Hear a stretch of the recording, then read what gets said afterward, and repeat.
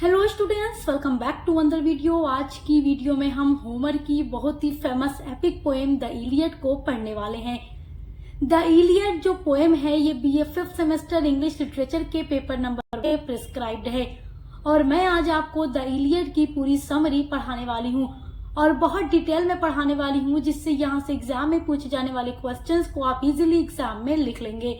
देखिए, जो the Iliad है ये होमर के द्वारा लिखी गई बहुत ही फेमस एपिक पोएम है, जो कि बहुत ही लंबी पोएम होती है।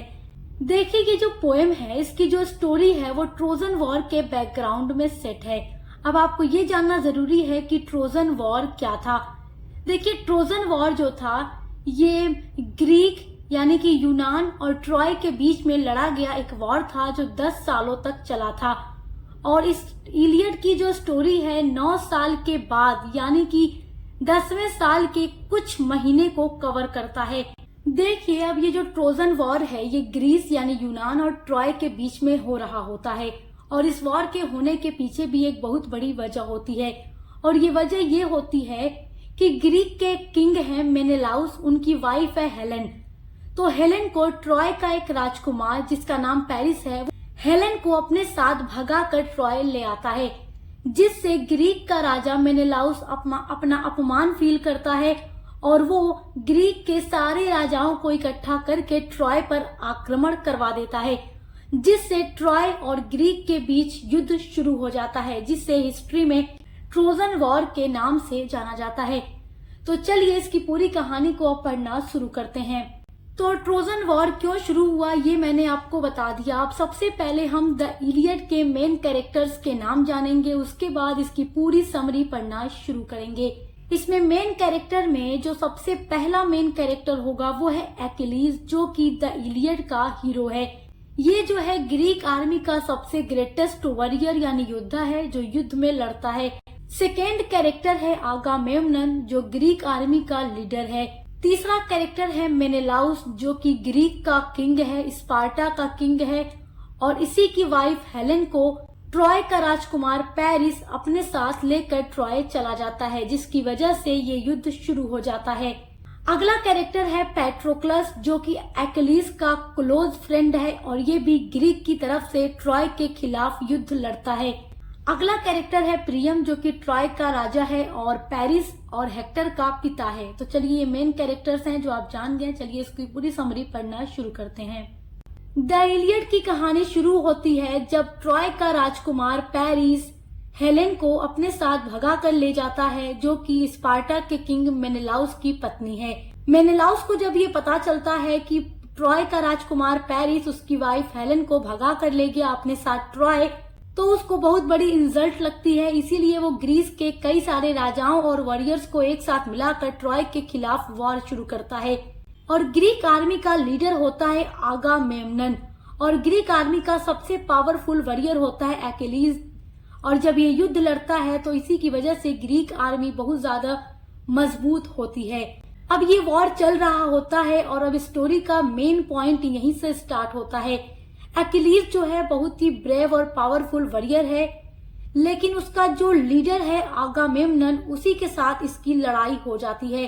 अब लड़ाई की वजह ये होती है कि जो आगामेम्नन है ये ग्रीक आर्मी का लीडर है और एक्किलीज ग्रीक आर्मी का योद्धा है। अब इनके बीच लड़ाई की वजह ये होती है कि एक्किलीज को इस वॉर में एक लड़की मिलती है जिसका नाम है ब्रिसेइस। अब उस लड़की से एक्किलीज को प्यार हो जाता है और आगामेम्नन जो लीडर है वो एक्किलीज से उस लड़की को छीन लेता है। तो जब एक्किलीज से उस लड़की को आगामेम्नन छीन लेता है तो एक्किलीज का आगामेम्नन के साथ झगड़ा हो जाता है और झगड़े की वजह से एक्किलीज ग्रीक आर्मी की ओर से लड़ने को मना कर देता है और वो युद्ध से बाहर आ जाता है और साथ ही अपने साथ उन सारे सैनिकों को भी पीछे हटा लेता है जो इसकी वजह से उस युद्ध में ग्रीक के साथ लड़ रहे थे ट्रॉय के खिलाफ। एक्किलीज को ये बात बहुत बुरी लगती है कि आगामेम्नन ने उसकी रेस्पेक्ट को हर्ट किया है और उससे उस लड़की को छीन लिया। इसीलिए एक्किलीज डिसाइड करता है कि वो वॉर में फाइट नहीं करेगा।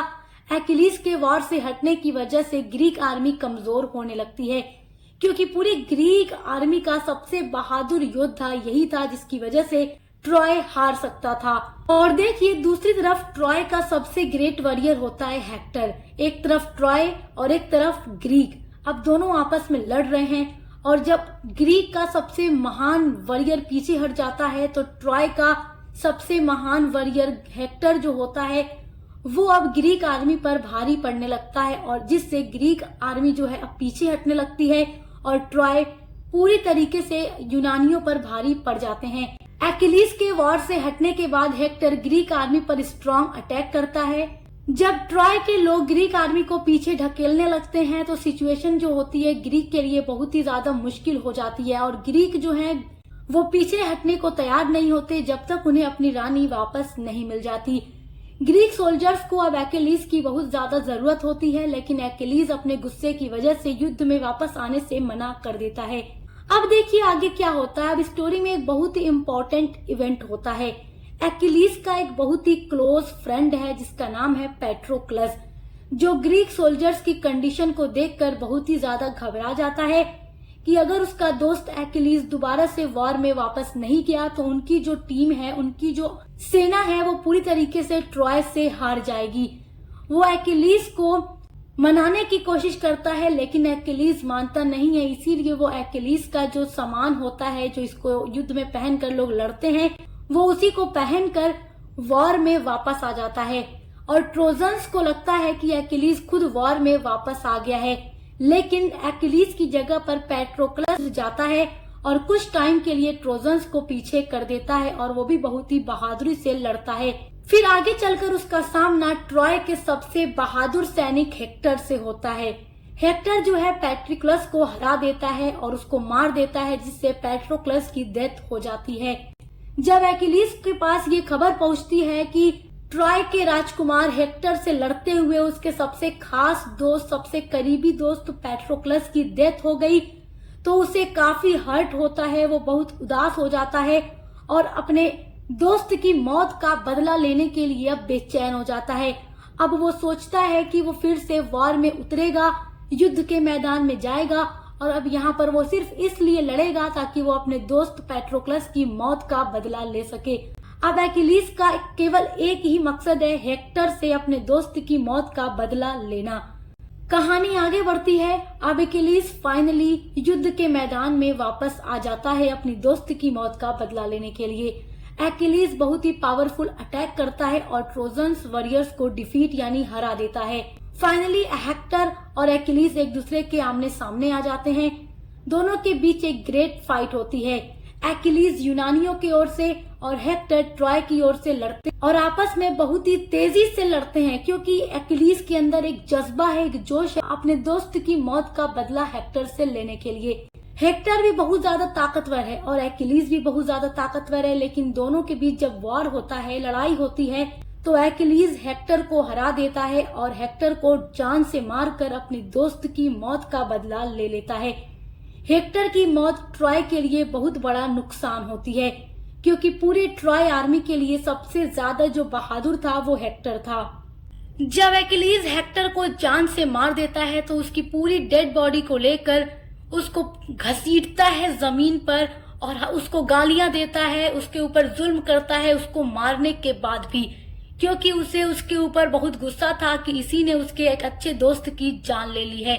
और हेक्टर के जो फादर हैं, जो कि ट्रॉय के राजा हैं जिनका नाम प्रियम है, वो अपने बेटे की मौत से काफी उदास हो जाते हैं और वो अपने बेटे हेक्टर की बॉडी वापस लेने के लिए सीक्रेटली एक्किलीज के कैंप में जाते हैं। प्रियम एक्किलीज से अपने बेटे की बॉडी वापस मांगता है और ये सीन द इलियड का सबसे इमोशनल मोमेंट होता है। पहले तो एक्किलीज प्रियम को मना कर देता है कि वो उसके बेटे की डेड बॉडी वापस नहीं करेगा क्योंकि इसी ने उसकी दोस्त की जान ली है। तो प्रियम एक्किलीज से काफी ज्यादा रिक्वेस्ट करता है कि मेरे बेटे की बॉडी मुझे लौटा दो, मैं इसे लेकर चला जाऊंगा। जब प्रियम अपने बेटे हेक्टर की बॉडी मांगने के लिए एक्किलीज से रिक्वेस्ट करता है तो उसकी आंखों में वो देखता है अपने पिता को और उसे अपने पिता की याद आ जाती है। एक्किलीज प्रियम को देखकर अपने फादर को याद करता है और एक फादर की रिक्वेस्ट उसके बेटे के लिए देखकर एक्किलीज का दिल नरम हो जाता है और वो प्रियम को हेक्टर की बॉडी लौटा देता है और कहता है कि जाओ, जाकर अपने बेटे का अंतिम संस्कार कर लो। वो सिर्फ इसलिए उसकी डेड बॉडी वापस कर देता है क्योंकि एक फादर जब अपने बेटे के लिए रिक्वेस्ट करते हैं तो एक्किलीज को अपने पिता की याद आ जाती है। प्रियम हेक्टर की बॉडी लेकर ट्रॉय वापस चला जाता है। ट्रॉय के लोग हेक्टर का अंतिम संस्कार करते हैं और उसकी डेथ पर मौर्न करते हैं, यानी उदासी मनाते हैं, शोक मनाते हैं, और यहीं पर द इलियड की स्टोरी एंड हो जाती है। मगर ये याद रहे कि द इलियड पूरे ट्रोजन वॉर की कंप्लीट स्टोरी नहीं है। यहाँ पर केवल 9 साल के बाद 10वें साल के कुछ महीने को कवर किया गया है। द इलियड में केवल एक्किलीज के गुस्से और उसके गुस्से से कनेक्टेड इवेंट्स पर फोकस किया गया है।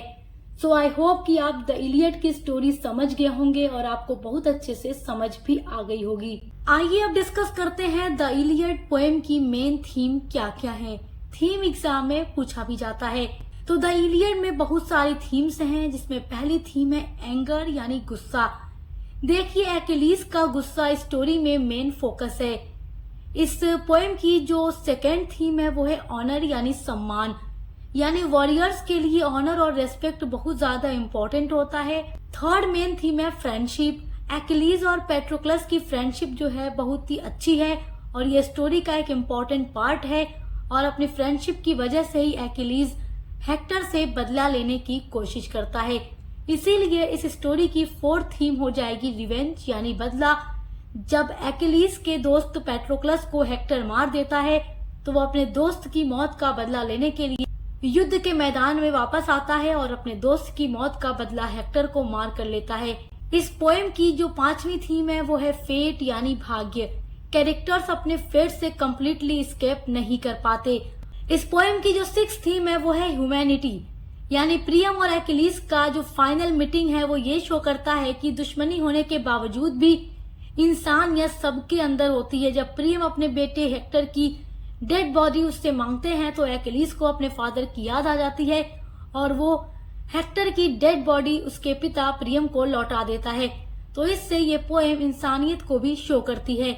सो आई होप कि आप आज इस पोएम को बहुत अच्छे से समझ गए होंगे। अगर आपको समझ में आ गया है तो लाइक, कमेंट, शेयर जरूर कीजिएगा। चैनल को सब्सक्राइब करना मत भूलिएगा, क्योंकि आपके एग्जाम की पूरी तैयारी हमारे चैनल पर कराई जाती है। तो अच्छे से पढ़ाई करते रहिए। Best of luck.